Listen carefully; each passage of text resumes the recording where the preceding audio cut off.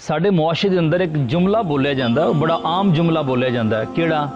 ਇਹ ਜੀ ਫਲਾਣੇ ਬਖਸ਼ੇ ਗਏ ਤੇ ਸਾਰੇ ਬਖਸ਼ੇ ਜਾਣਗੇ। کیا قرآن مجید فرقان حمید ساڑی کس انداز نال رہنمائی فرماندا ہے؟ درس قرآن کی ہے، درس حدیث کی ہے۔ اللہ رب العزت نے فرمایا قرآن مجید فرقان حمید دے اندر پارہ نمبر 28 دے اندر، اعوذ باللہ من الشیطان الرجیم بسم اللہ الرحمن الرحیم، یا ایھا الذین آمنوا اتقوا اللہ ولتنظر نفس ما قدمت لغد واتقوا اللہ ان اللہ خبیر بما تعملون۔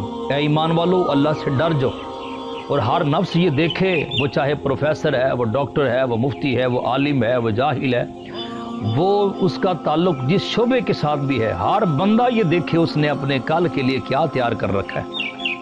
واتقوا اللہ، پھر فرمایا اللہ سے ڈر جاؤ، ان اللہ خبیر بما تعملون، بے شک اللہ خبر رکھتا ہے جو بھی تم کرتے ہو۔ تم ظاہر میں کرتے ہو اللہ اس کو بھی جانتا ہے، تم چھپ کے کرتے ہو اللہ اس کو بھی جانتا ہے۔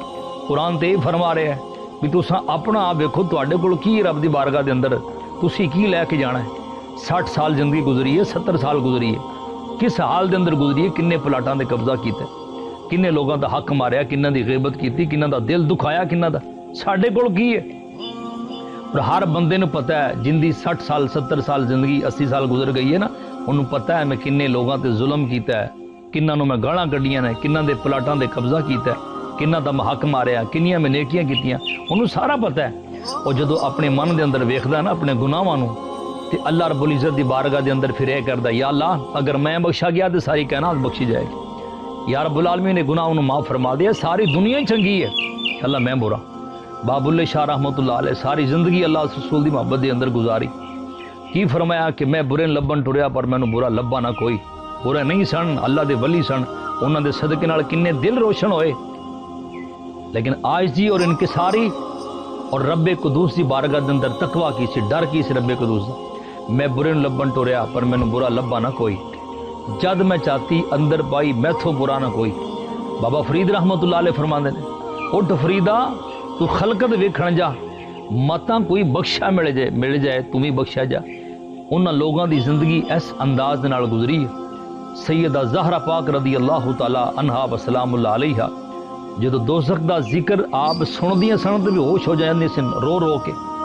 حضرت عثمان غنی رضی اللہ تعالی عنہ آپ جدوں قبر دا کوئی ذکر ہوندا ہے نا، آپ رون لگ پیندے، بہت زیادہ روندے۔ کسی بندے نے پوچھیا حضور آپ بڑا روندے ہو اس جدوں بھی قبر دے عذاب دی گل آندی، قبر دی گل آندی؟